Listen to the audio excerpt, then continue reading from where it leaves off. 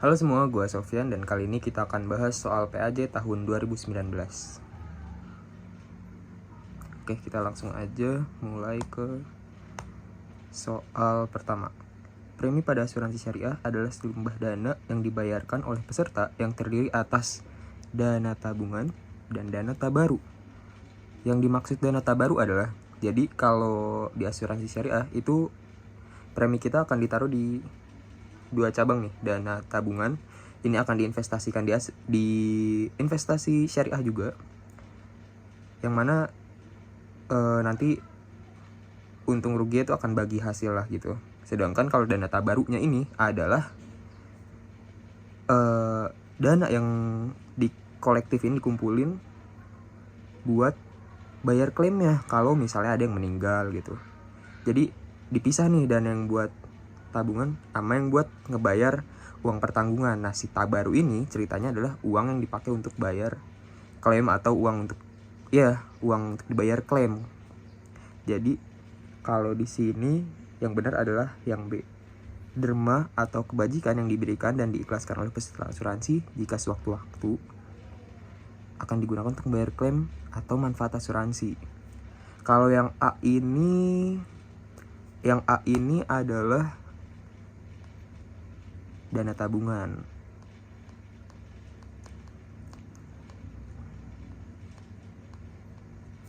Oke, kita lanjut nomor 2. Menurut fatwa DSN MUI, pedoman tentang akad menyatakan bahwa akad yang sesuai dengan syariah adalah yang nggak mengandung penipuan, perjudian, riba, penganiayaan, rasuah, barang haram, dan maksiat.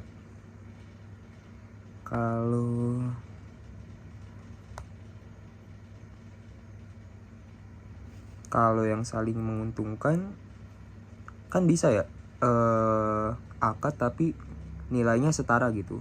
Jadi konteksnya bukan sama-sama dua-duanya itu dapat keuntungan gitu. Enggak, bisa aja kayak netral gitu kan. Akad enggak apa-apa. Akad enggak saling menguntungkan tapi netral gitu. Saling ikhlas, enggak ada unsur bunga,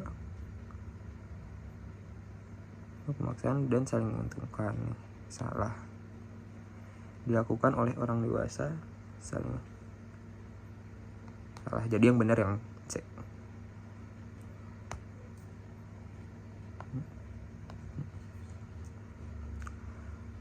Kontrak asuransi jiwa dilakukan antara pemegang polis dan penanggung. Jadi apakah penanggung itu ngomong-ngomong adalah perusahaan asuransi, itu disebut penanggung. Sedangkan tertanggung orang yang jiwanya diasuransikan. Apakah selalu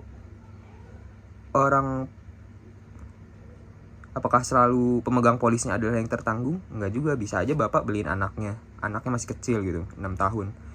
Terus apakah berarti kalau yang A salah kan?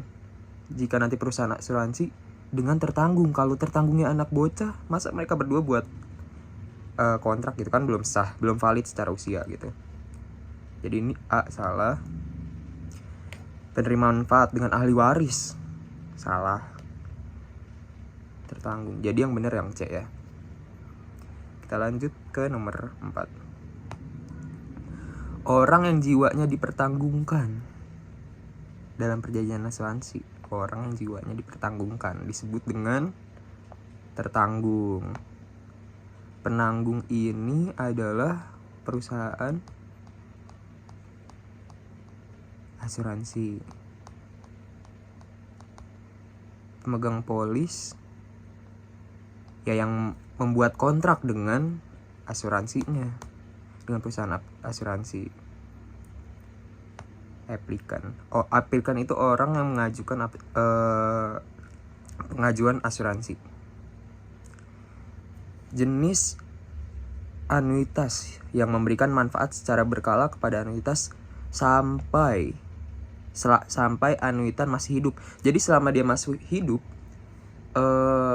anuitan tuh bakal dapat uang gitu secara berkala sampai dia mati. Itu disebut dengan strike life annuity.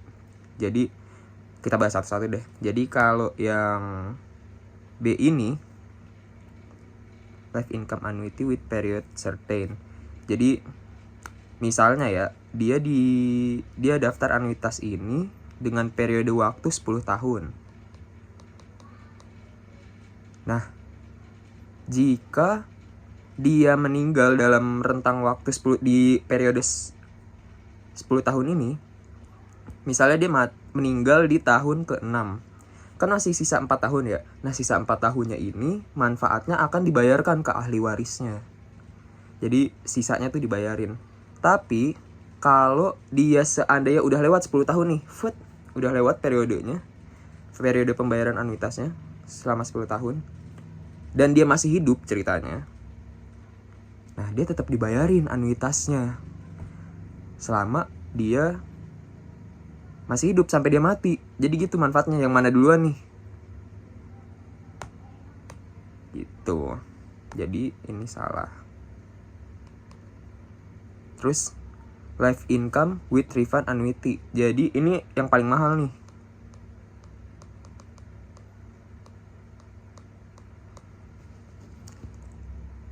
Jadi life income with refund annuity ini dia dijanjikan sejumlah nilai nih, misalnya 10M gitu, akan dilunasin dalam akan diberikan anuitas selama 10 tahun misalnya, senilai 10M. Nah terus lagi di antara 10 tahun nih, misalnya di tahun ke-7 orangnya meninggal ya, tapi uang yang dikasih tuh belum nyampe 10M gitu ceritanya. Baru total 7M. Nah itu refundnya nih bakal di refund tuh 3M ya ke ahli warisnya.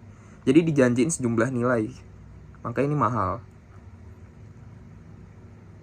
gitu kan. Kalau yang period certain, dia dalam periode 10 tahun nih anuitasnya, di antara 10 tahun dia tuh di tahun ke-7 meninggal, ya udah berhenti. Sedangkan kalau ini akan ada refundnya tuh sesuai nilai yang diperjanjikan. Terus temporary life annuity ini antara ada 2, dia di cabang. Periode habis duluan atau mati duluan. Jadi misalnya dia beli anuitas untuk 10 tahun. Jadi ada 2 cabang outcome nih. Kalau dia mati di periode yang dipertanggungkan 10 tahun, dia mati di tahun ke-5 nih, ya udah manfaatnya habis. Atau dia udah lewat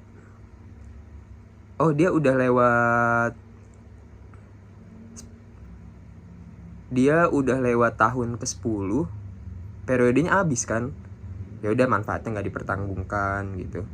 Jadi yang mana lah yang duluan? Yang mana yang duluan kejadian? Antara periodenya habis atau mati duluan?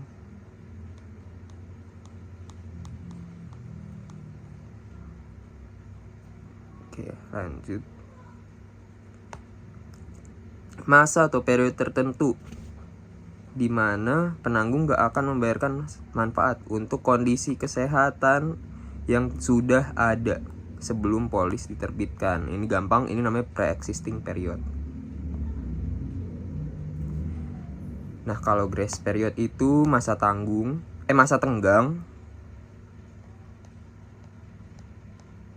31 hari.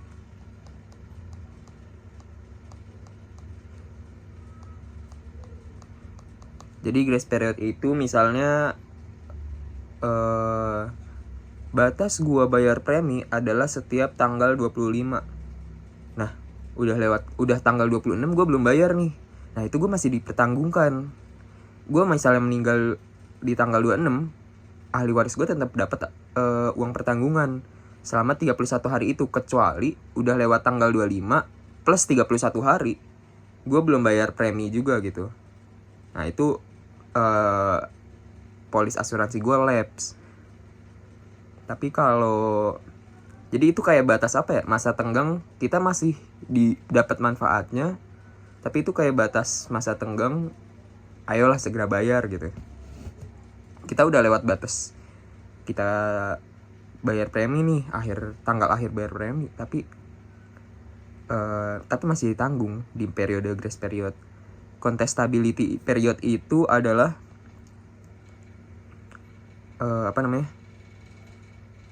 masa 2 tahun di awal polis ini terbit.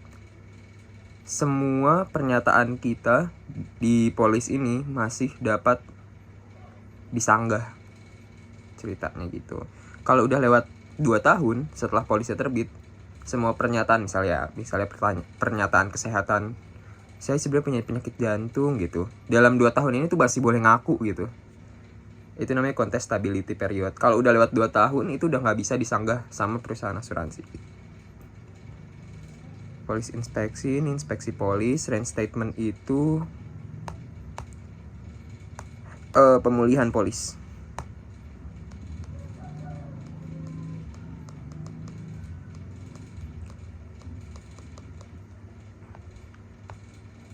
Oke, perusahaan asuransi tidak pasti, tergantung pada merupakan kontrak aleatori. Jadi intinya perusahaan asuransi itu adalah perusahaan kontrak aleatori dan adhesi. Kalau komutatif tuh kayak gue aleatori itu maksudnya ini untuk membayar sesuatu yang belum pasti gitu. Sedangkan kalau komutatif tuh lu punya rencana untuk bangun sebuah bangunan, terus lu ketemu sama pihak kontraktornya bangun dan segini biayanya, oke kita setuju gitu. Jadi ada wujudnya gitu, ada yang dijual gitu. Itu komutatif. Kalau aleatori ini kontrak asuransi. Terus yang cabang satunya nih, kan satu aleatori dan komutatif, yang kedua ini ada bargaining dan adhesi. Kontrak asuransi itu nggak bisa tawar menawar dalamnya. Oh kayaknya gue mau yang setuju sama syarat A tapi gue nggak setuju deh sama syarat D gitu. Nggak bisa, semua harus whole syarat polis asuransi itu harus disetujui ketika kita beli polis asuransi. Itulah yang namanya adhesi. Jadi dibuat oleh satu pihak dan pihak satunya take it or leave it gitu. Oke, lanjut nomor 8. Yang dimaksud concealment adalah menyembunyikan informasi. Ingat aja conceal. Ini pengertian incontestability. Incontestability itu adalah, tadi kan contestability masih dapat disanggah. Nah ini incontestability, artinya polis nggak dapat disanggah setelah berjalan aktif selama 2 tahun berturut-turut terhitung dari tanggal penerbitan polis.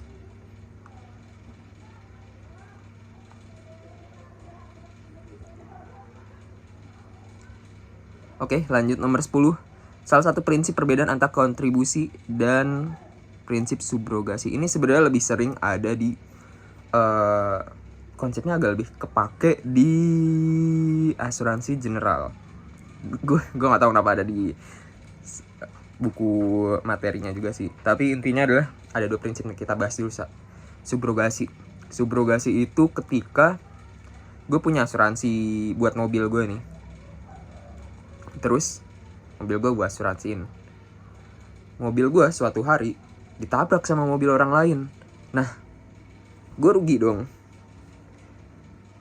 Makanya dari itu gue akan nuntut si yang orang nabrak untuk ganti rugi ke pengadilan. Gue tuntut tuh orang. Nah, untuk mencegah orang kayak gue nuntut minta ganti rugi ke orang yang nabrak dan gue tetap dapat pertanggungan dari asuransi gue kan jadi dapat double. Supaya nggak terjadi over insured gitu ya, biar orang-orang tuh nggak dapat manfaat 2 kali lipat kan jadinya, adalah prinsip subrogasi, yaitu nanti gua akan memberikan hak gua untuk menuntut pihak ketiga, orang yang nabrak, kepada perusahaan asuransi gua. Tadi gua kan udah asuransi mobil gua ke misalnya ke asuransi A ya. Jadi orang yang gue akan memberikan hak subrogasi kepada asuransi A ini untuk menuntut dia dengan jaminan si perusahaan asuransi A akan nanggung biaya ganti rugi mobil gue yang ditabrak gitu ceritanya. Jadi pemberian hak kepada perusahaan asuransi untuk menuntut pihak ketiga. Sedangkan kalau kontribusi itu adalah kayak PT-PT, kayak bagi-bagi. Misalnya gue punya mobil, gue asuransiin di 2 perusahaan asuransi dengan pihak A dan pihak B. Nah, ketika mobil gue ditabrak, kedua pihak ini akan saling berkoordinasi PT-PT-nya berapa gitu, berapa persen. Oke, kita lanjut, Mas. A. Subrogasi timbul karena ada lebih dari satu penanggung. Salah. Ini tadi yang kayak gue bilang, ini adalah kontribusi karena penanggungnya lebih dari satu. Kita lanjut yang C nih. Kontribusi ditujukan kepada pihak ketiga yang menimbulkan kerugian. Salah. Yang benar adalah subrogasi ditujukan kepada pihak ketiga karena telah menimbulkan, sedangkan subrogasi ditujukan ke sesama penanggung. Salah ya. Ini kebalik dia. Itu harusnya kontribusi. Kontribusi ditujukan kepada sesama penanggung agar secara bersama-sama memberikan ganti rugi. Jadi yang PT-PT tadi. Hak kontribusi berasal dari tertanggung yang diserahkan kepada penanggung. Salah, ini subrogasi. Sedangkan hak subrogasi adalah hak asli dari penanggung, itu kontribusi. Kontribusi diterapkan pada waktu atau setelah terjadinya klaim, sedangkan subrogasi sebelum pembayaran klaim. Ini juga kebalik. Jadi yang benar itu adalah B. Hak subrogasi pada umumnya timbul setelah dilakukan pembayaran ganti rugi. Jadi terjadi kecelakaan, perusahaan asuransi akan bayar klaimnya. Nah, baru tuh perusahaan asuransi nuntut pihak ketiganya. Kalau kontribusi timbulnya bareng-bareng. Kejadian jebret PT-PT.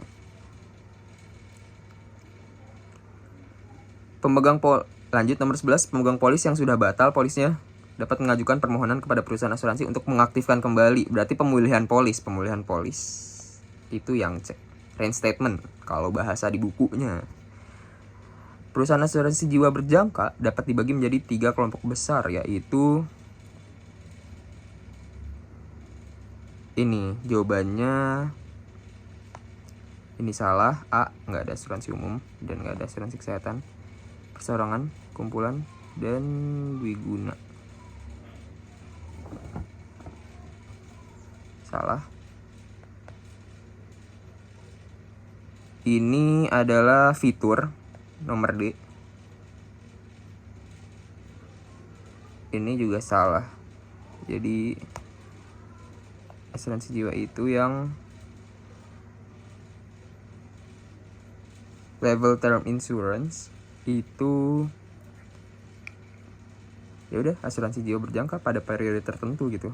Kalau meninggal dalam jangka waktu periode yang dipertanggungkan, dibayar manfaatnya. Kalau decreasing life insurance itu adalah kayak KPR. Jadi manfaatnya turun sepanjang tahun. Gede di paling awal, makin mendekati akhir pertanggungan tuh makin nol. Increasing life itu UP-nya nambah sepanjang tahun. Contoh misal kalau di produk kita tuh ada heritage.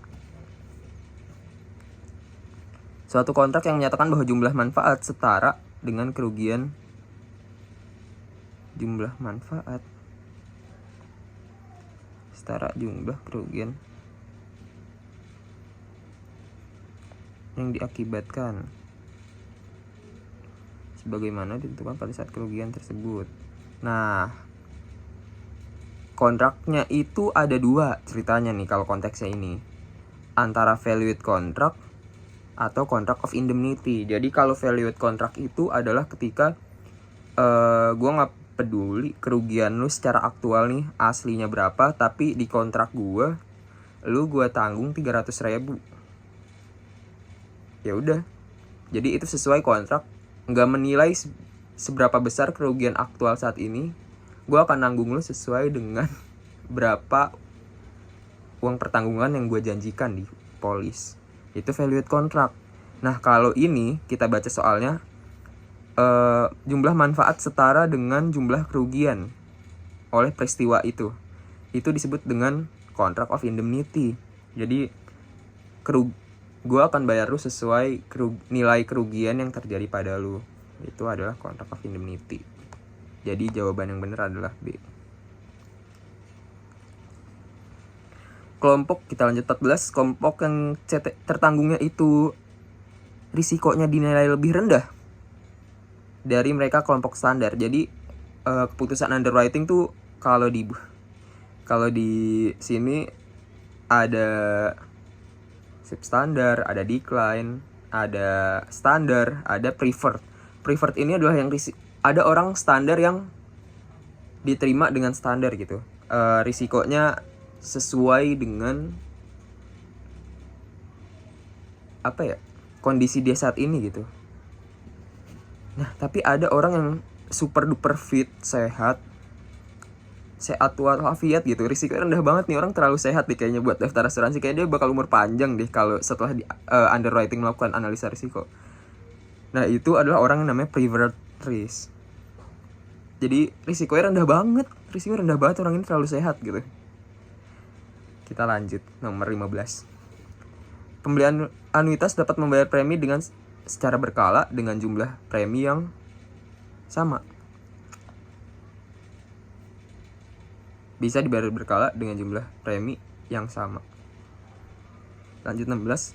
Polis asuransi jiwa biasanya mencantumkan ketentuan tenggang waktu. Yang disebut tadi udah kita bahas kilas, tenggang waktu. Kalau kalian mulai ngelihat ada kata tenggang waktu, itu nyambung ke grace period. Terus premi life income with refund annuity yang manfaatnya secara tunai akan lebih tinggi dibandingkan, nah ada nilai secara tunai akan lebih tinggi dibandingkan ini life income with refund annuity ya, strike life annuity atau life income annuity with period certain. Karena apa? Coba manfaat life income with refund annuity dijamin. Tadi kita udah bahas. Jadi mau dia meninggal di tahun ke-7, tapi gue udah jamin lu senilai 10M, baru dibayar 7M, sisanya 3M nya akan gue kasih ke ahli waris. Tuh gue jamin nilainya bakal gue kasih gitu.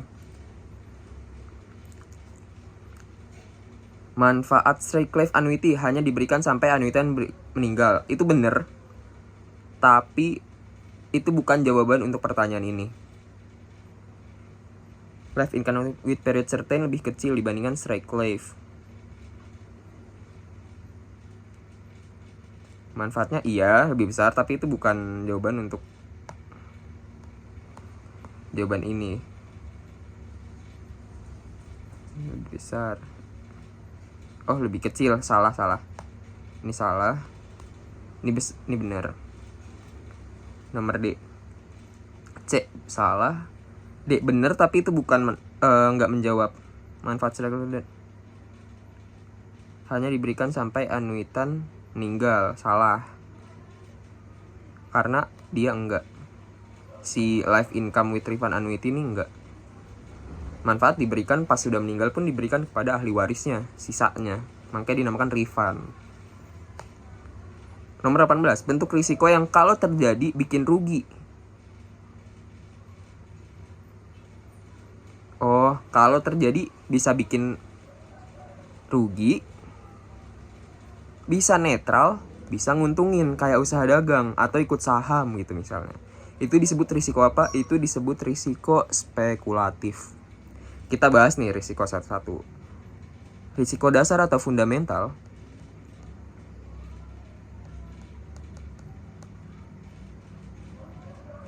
itu adalah risiko yang sifatnya katastrofik, besar, luas, rugi. Misalnya nih ada gempa bumi 10 atau ada tsunami ini daerah kena ke suatu daerah terus menimbulkan 1 juta nyawa hilang gitu. Itu kan kerugiannya besar banget ya. Kerugian nyawanya kalau perusahaan asuransi nanggung tuh bisa gede banget gitu. Nah itu namanya fundamental, dasar. Sifatnya katastrofik, kalian ingat aja ada katastrofik dan luas kerugiannya. Terus spekulatif. Spekulatif ini kalau kejadian bisa untung,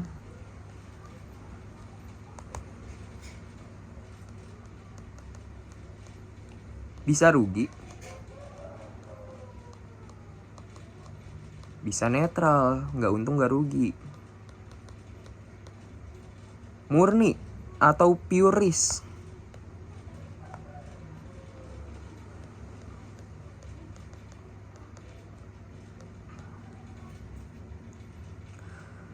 Ini kalau kejadian udah pasti bikin rugi. Contoh kematian, kebakaran, kecelakaan.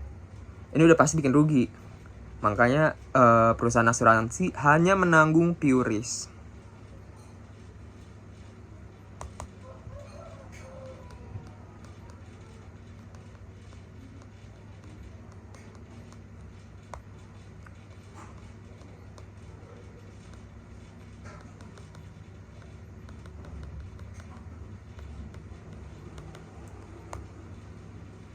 Yang terakhir itu khusus. Ini adalah lawannya dari fundamental.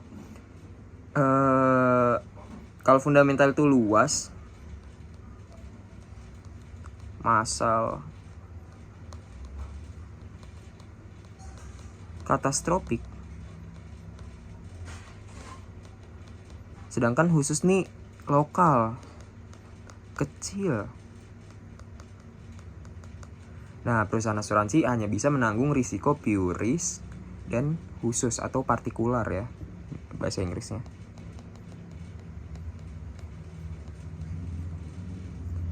Lanjut, 19. Kontrak di mana masing-masing pihak dapat melaksanakan kontraknya di depan hukum disebut valid. Lanjut. Void. Karena ada 3 nih, ada valid, void, dan voidable. Void itu voidable itu dapat dibatalkan. Kalau void udah pasti dari pas proses pengajuan nggak bisa diterima gitu, batal.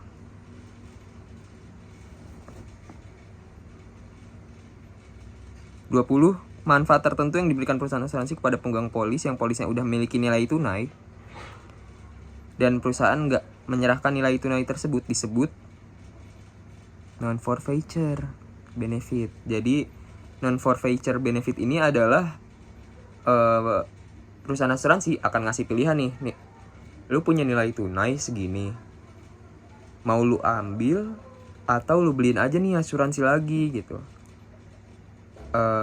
Dengan manfaat asuransinya lah nanti ceritanya. Mau nggak gua nggak usah ngasih, mau nggak gua kasih nilai tunai lu, tapi lu beliin lagi aja nih asuransi ini kayaknya akan ada untungnya buat lu bla bla bla gitu. Jadi sesuai soalnya ya, pemegang polis udah punya nilai tunai, perusahaan asuransi nggak nyerahin nilai tunainya, tapi nanti dialihin, ditawarin untuk beli polis asuransi lain. Itu namanya fitur non forfeiture.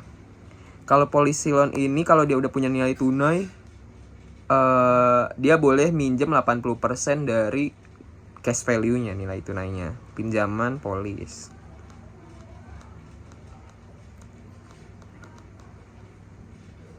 Nah, kalau settlement option ini adalah metode pembayarannya.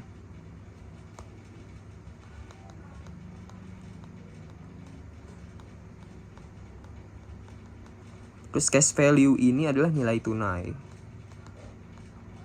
FYI, nilai tunai itu adalah akumulasi premi lu dikurang biaya-biaya operasional, administrasi, dan kawan-kawannya. Kan udah dikurang akumulasi premi, dikurang biaya-biaya operasional, ditambah dividen lu setiap tahun gitu, setiap bulan, setiap tahun dapat berapa bunganya gitu.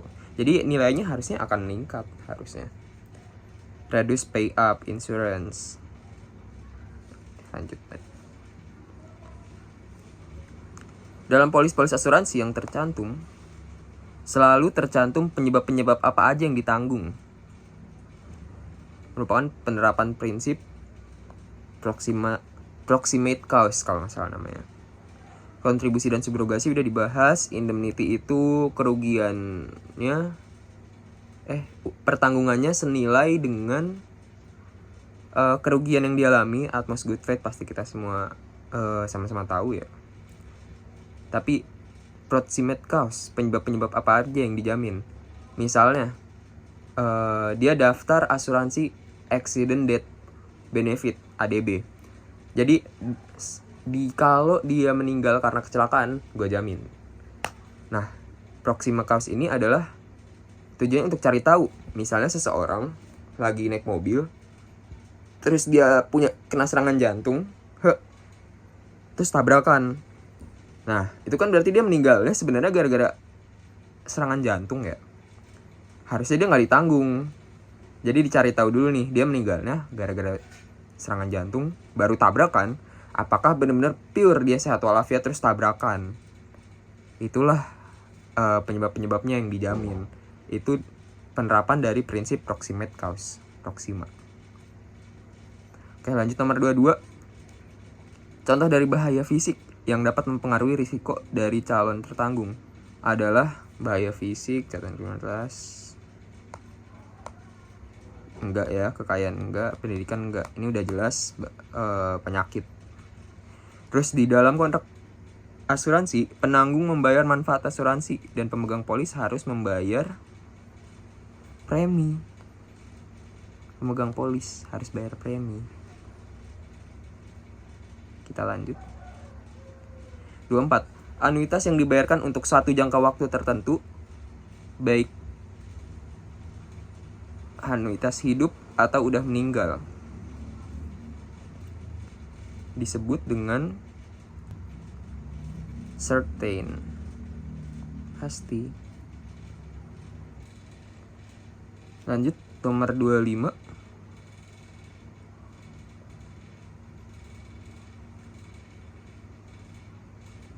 Anuitas ditunda, group deferred. Pada anuitas ditunda kumpulan, group deferred annuities, perusahaan asuransi akan menerbitkan polis induk untuk sponsor program. Peserta program itu cuma dapat sertifikat.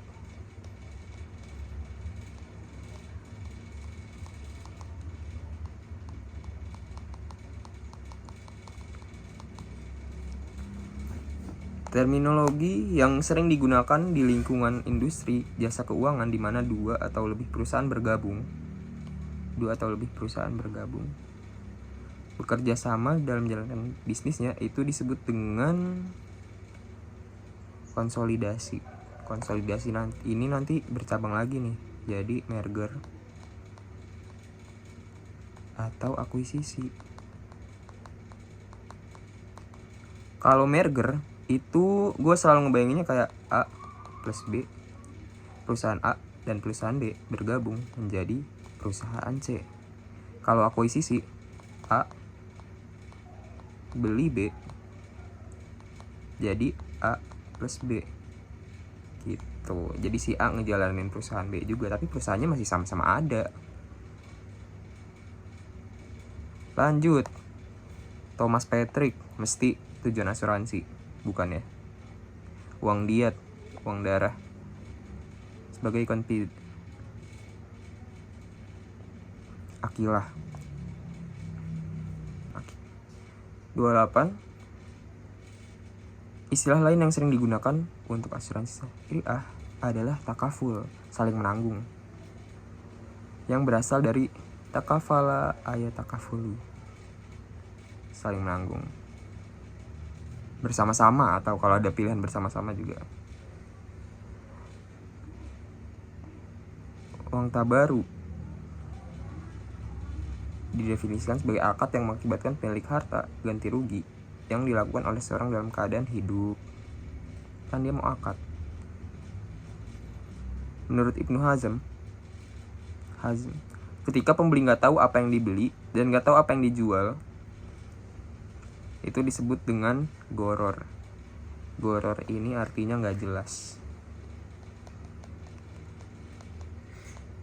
Diibaratkan dengan membeli anak sapi yang masih dalam kandungan. Kan kita nggak tahu ya nanti kondisinya anak sapinya udah lahir kah? Atau mati dalam kandungan kah? Atau pas nanti udah beli anak sapi yang masih dalam kandungan, pas lahir cacat, udah beli duitnya. Nggak jelas gitu. Riba itu bunga. Ada jadi plus gitu nilainya.